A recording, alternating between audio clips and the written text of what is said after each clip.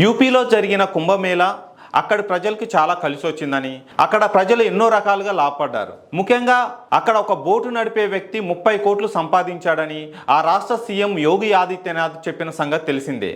అయితే ఇప్పుడు అతను చిక్కుల్లో పడ్డాడు. అసలు ఏం జరిగిందంటే,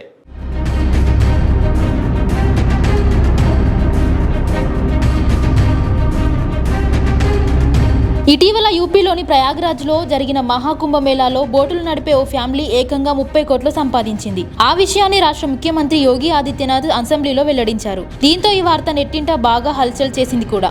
అరేల్ గ్రామానికి చెందిన బోట్ మ్యాన్ పింటూ మహ్రా ఫ్యామిలీ ఇలా కుంభమేళ సమయంలో త్రివేణి సంగమం వద్ద 45 రోజుల పాటు సుమారు 130 బోట్లు నడిపింది.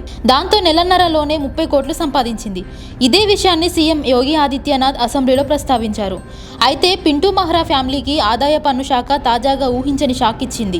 ఇన్కమ్ ట్యాక్స్ చట్టం 1961 ప్రకారం 12.8 కోట్లు పన్నుగా చెల్లించాలని నోటీసులు జారీ చేసింది. దీంతో ఆ ఫ్యామిలీ ఇప్పుడు తలపట్టుకుంది. ఇక పింటూ ఫ్యామిలీకి ఆదాయ పన్ను శాఖ నోటీసులపై SEBI research analyst AK Mandan X వేదికగా స్పందించారు. బోట్ మ్యాన్ పింటూ డబ్బు సంపాదించినా ఆయనకు ఆనందం లేకుండా పోయిందని తెలిపారు. కుంభమేళాలో రద్దీ కారణంగా అతనికి బాగా గిట్టుబాటు అయిందని, ఒక్కొక్క రైడ్ పై 1000 వచ్చాయని అన్నారు. అందుకు ముందు ఒక్కో రైడుకి 500 రూపాయలు మాత్రమే వచ్చేవని, అది కూడా రోజుకు 1-2 రైడ్లు మాత్రమే దక్కేవని పేర్కొన్నారు.